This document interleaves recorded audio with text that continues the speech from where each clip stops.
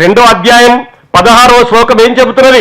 శూద్రులు చదవకూడదు, చదివితే నాలుక కోయాలి, వింటే చెవుల్లో సీసం పోయాలని చెబుతున్నది. కానీ అందరూ చదువుకోవాలి, అందరూ ఎదగాలని చెప్పేసి రాజ్యాంగం చెబుతున్నది. ఈ రోజు రాజ్యాంగాన్ని పైకి మొక్కి అంబేద్కర్ విగ్రహానికి దండ వేసి అంబేద్కర్ ఆశయాన్ని తుంగలో తొక్కేటువంటి వాళ్ళు, రాజ్యాంగాన్ని పై గౌరవిస్తూ మనుస్మృతిని దేశ ప్రాచీన రాజ్యాంగంగా ప్రవేశపెడుతున్నటువంటి వాళ్ళు అధికారం చెలాయిస్తా ఉన్నారు. మాకు 400 సీట్లు ఇవ్వండి, ఈ రాజ్యాంగాన్ని బాధ్యత రద్దు చేస్తామనేటువంటి వాళ్ళు కేరళలో ఉన్నటువంటి కర్ణాటకలో ఉన్నటువంటి అనంత్ కుమార్ హెగ్డే అదే మాట్లాడిండు, ఇక్కడ ఉన్నటువంటి ధర్మపుర అరవింద్ అదే మాట్లాడిండు. మాకు 400 సీట్లు ఇవ్వండి, భారత రాజ్యాంగాన్ని రద్దు చేస్తామన్నాడు. కానీ రాజ్యాంగాన్ని రద్దు చేయాలనుకునే వాళ్ళు ఈ రాజ్యాంగం మీద ప్రమాణం చేసి రాజ్యాంగాన్ని ఎలా రద్దు చేయాలనేటువంటి కుట్రలు చేస్తా ఉన్నారు. ఇప్పుడు ఈ దేశంలో యువతరం అంతా కొన్నైనా ప్రాథమిక హక్కులు ఉన్నాయంటే, ఈ రోజు డాక్టర్ బాబాసాహెబ్ అంబేద్కర్ చాలా మంది స్త్రీలు వచ్చారు. హిందూ కోడ్ బిల్లు పార్లమెంట్ లో పెట్టాడు ఆయన.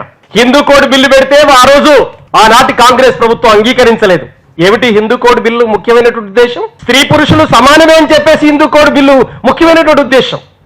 విడాకుల హక్కు గాని, ఆస్తి హక్కు గాని, వారసత్వ హక్కు గాని, దత్తత తీసుకునేటువంటి హక్కు గాని మహిళలకు ఉండాలి అని చెప్పేసి బాబాసాహెబ్ అంబేద్కర్ హిందూ కోడ్ బిల్లు పెట్టిండు.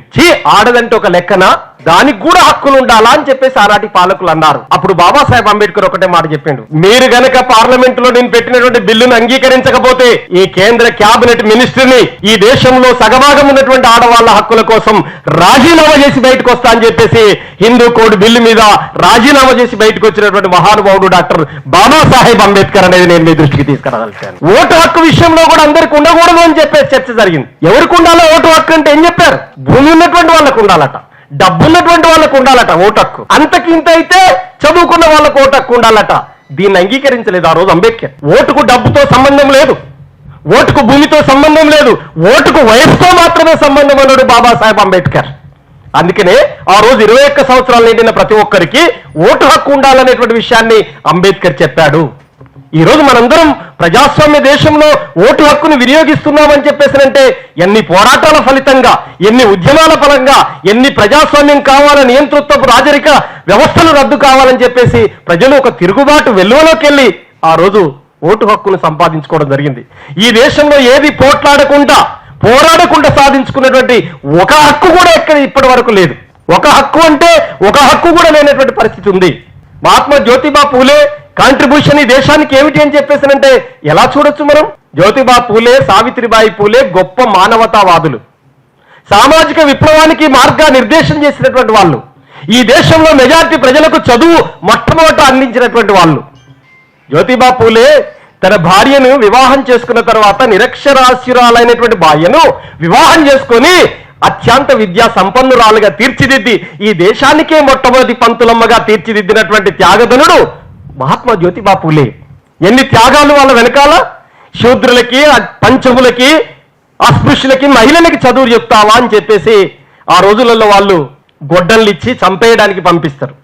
ఎంత గొప్ప మానవతావాదులు అంటే జ్యోతిబా పూలే, సావిత్రిబాయి పూలే.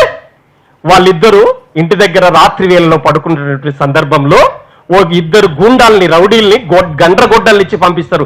చంపిరాపోండి, ఆ శూద్రులకు చదువు చెప్తున్నారు వీళ్ళు, ఆ మహిళలకు చదువు చెప్తున్నారు వీళ్ళు, చంపిరాపోండి అని చెప్పేసి పంపుతారు. మరి చంపితే ఏమిస్తారు మాకంటే, మాకు చెరొక్క రూపాయి ఇస్తారు. ఒక్కొక్క రూపాయి ఆ రోజు చెరొక్క రూపాయి ఇస్తారంటే పోయి చంపడానికి పోతే ఆ తలుపు కొడితే, అమ్మా సావిత్రి ఎవరు వచ్చారు, తలుపు కొడుతున్నారు చూడుపో అని చెప్పేసి అనగానే లాంతరు పెట్టుకొని చూడగానే వీళ్ళు గొడ్డళ్ళు పైకి లేపుతారు. అప్పుడు గొడ్డళ్ళు పైకి లేపితే చంపడం కోసం వచ్చారు వాళ్ళు. ఏంది మీరు ఈ రాత్రి ఎందుకు వచ్చారు అని చెప్పేసి సావిత్రిబాయి పూలే అడిగితే, మిమ్మల్ని చంపడానికి వచ్చామని అంటారు. మమ్మల్ని చంపితే మీకు వస్తుందంటే మాకు చెరొక రూపాయి ఇస్తానన్నారు అని చెప్పేసి చెప్తారు. అప్పుడు రూపాయి అని చెప్పేసారంటే ఇప్పుడు ఎంత అనేటువంటిది మీరు లెక్కలేసుకోవాలి. అవునా అట్లనా? అయితే అమ్మా సావిత్రి తమను చంపడానికి వచ్చినటువంటి గూండాల యొక్క కడుపులో ఉన్నటువంటి ఆకలి బాధలు గ్రహించినటువంటి జ్యోతిబా పూలే ఏం చెప్పాడో తెలుసా? అమ్మా సావిత్రి, ఆ ఉట్టి మీద అన్నం ఉందో చూడుపో తల్లి, ఫస్ట్ వాళ్ళకి ఆకలి కొని వచ్చి ఉంటారు, వాళ్ళిద్దరికి అన్నం పెట్టమని చెప్పేసి అంటాడు. అన్నం పెట్టిన తర్వాత వాళ్ళు తిన్న తర్వాత వాళ్ళిద్దరు వంగబడతారు. ఇక నరికి చంపండి అని చెప్పేసి వాళ్ళిద్దరి ముందు వంగబడితే వాళ్ళు గొడ్డల్ని కింద ఎత్తేస్తారు.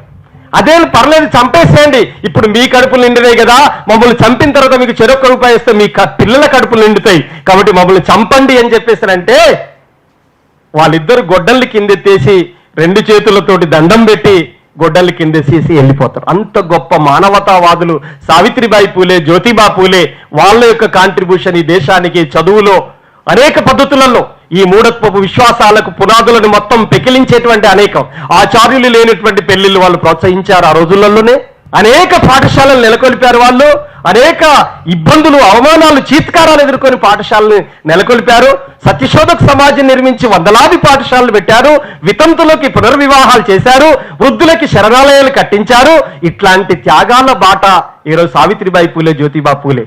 ఇప్పుడు ఈరోజు వీళ్ళందరికీ మొక్కుతున్నటువంటి వాళ్ళు ఎవరు? ఇప్పుడు మీరు అందరు చూడండి, మన మిత్రులు చాలా మంది తప్పు పట్టాల్సిన పని లేదు, కానీ అందరము రేపు పొద్దున 14వ తేదీన అందరం అంబేద్కర్ దగ్గరికి పోయి జై భీమ్ అని చెప్పేసి గట్టిగా నినాదాలు చేస్తుంటాం అందరం.